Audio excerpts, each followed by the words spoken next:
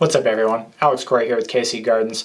We are going over more of a heads up video than a how-to today, and that is something the microgreen market has going for it that most other markets don't, and that is consistency and reliability and lack of drop in production through the colder months. So this is actually the time to be thinking about getting into business if you are thinking about doing a microgreen business at all, or just supplying your community with some really fresh greens. We'll go over timing coming up.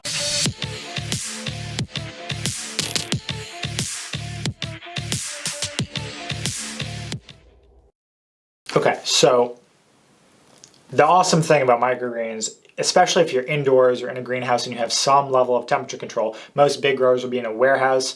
I'm not big enough to be in a own warehouse yet, just because we do multiple things up at the farm, and microgreens is definitely the bread and butter, but it's not the only thing. So we have microgreens in a basically a house-like structure with just shelving units, as you can see.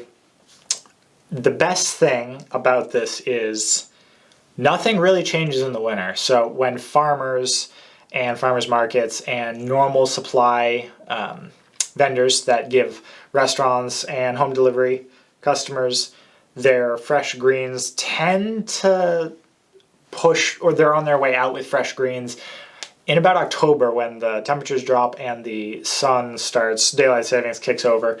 So we started seeing this in Asheville, where abundant fresh greens starts tailoring off, and they start becoming more of a premium crop again. This is great for microgrowers because there's no drop in production.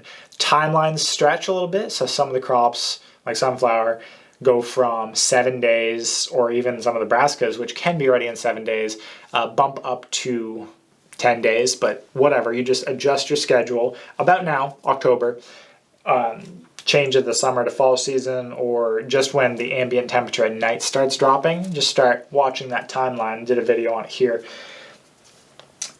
but nothing else changes. So our supply isn't going to change at all to any of our vendors in the Asheville area.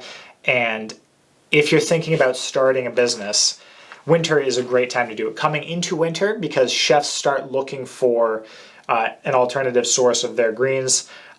If they already have microgreens, then obviously that's not a great selling point unless yours are better, or unless you can offer a different variety or some niche product.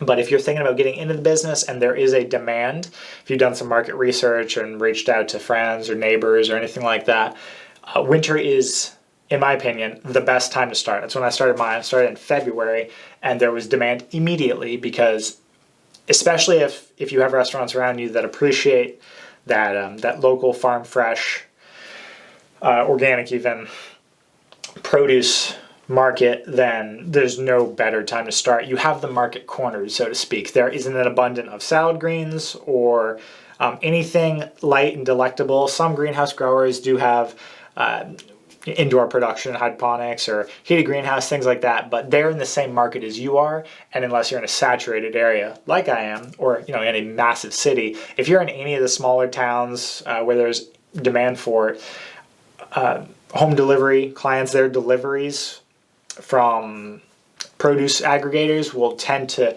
have the greens fall off a little bit, and you're going to start seeing like starchy veg and winter squash and Brussels sprouts and storage crops, things like that. So there's definitely a lack of greenery and fresh leafy structure. So if you're thinking about starting a business with microgreens and you're thinking that winter is actually a low production, it's not. It's the high season for them.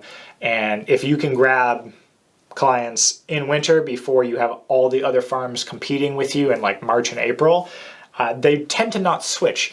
No one really likes dealing with the customer relation and the finding product side of things. So if you can get a foothold in wherever you are, whenever you don't have all the competition, that puts you months ahead of the game, and you don't have to do as much footwork whenever everyone else is as well. That's all I had for this one. I just want to encourage you to start thinking about it in the cooler season, because it's not intuitive that would make sense. But for this particular niche market, it's wonderful, and I know a lot of growers that have started their farms successfully and sustained for years in the down season for everything else.